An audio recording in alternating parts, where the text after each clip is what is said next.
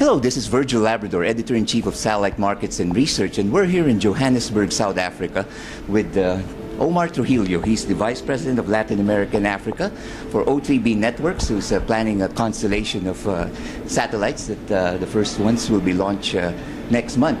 And here to talk about their presence here in Africa is Omar. Good morning, Virgil. Thank you very much for giving us the opportunity to talk to you. It's a pleasure to be here in South Africa, and it's very exciting times for us. We are about to launch the first 4 satellites in less than a month, the 24th of June. And that's going to be followed up by another 4 satellites that we are launching in early September. And we expect to start commercial services globally in early November. There's a lot of excitement here in Africa. We've been in this market for a while, talking to customers. The idea of O3b was born here. Was born in Rwanda, where the founder of O3b was working, and he experienced some challenges with connectivity, and he started thinking about how to provide good connectivity similar to the one that you have in fiber, but with satellite. And a combination of some of the features from satellite and fiber, or the terrestrial world, resulted as the creation of O3b Networks. So right now we have a number of customers in different countries in the continent.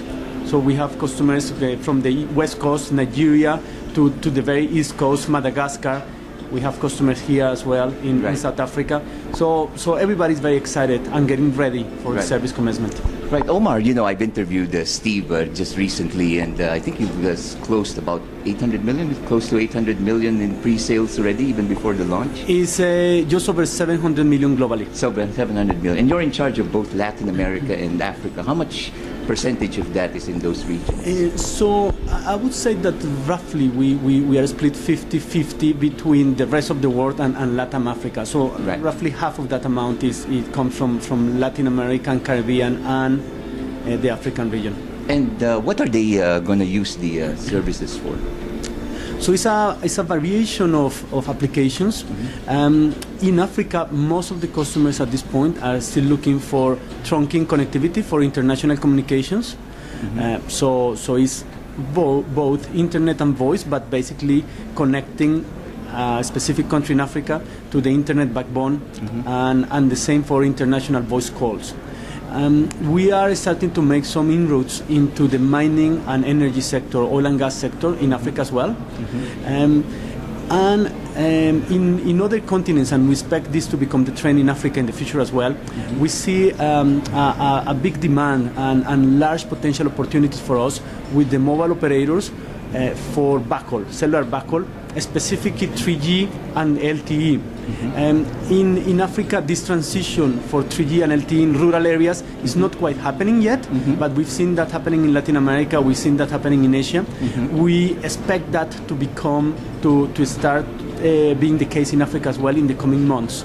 So 2014, I think, is going to be a good year for 3G there. Right.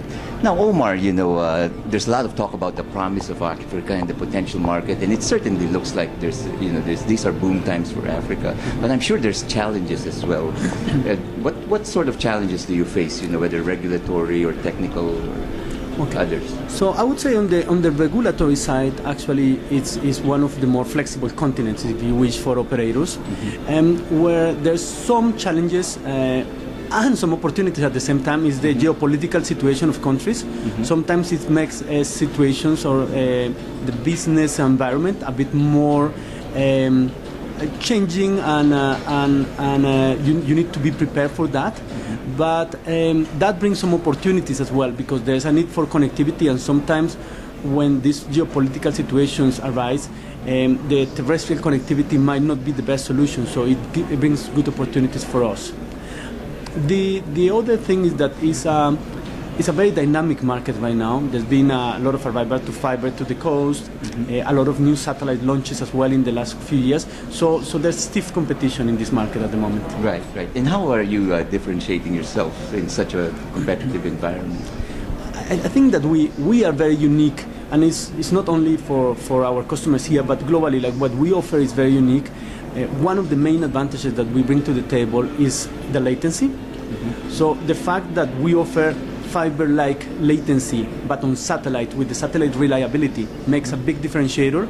And it's very important for the customers here that many of them, when fiber arrived, started switching to fiber and disconnecting even their satellite links. And now, after a couple of years experiencing fiber, they've seen that even though they get the speeds and maybe a lower price than traditional satellites, the reliability is not there. And they're suffering a lot from that. So the fact that we bring the latency of fiber, but the reliability of satellite, with a price that is more competitive than traditional satellites, is a big advantage. The other differentiator that we bring to the table is large capacity.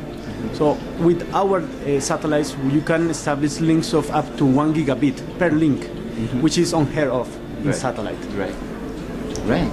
Now, you've been in this market now for several years.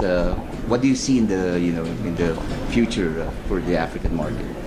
Well, we've seen a huge demand for more data, and it started when that's what triggered the construction of the submarine cables, and that was coming primarily from the coast and the main cities.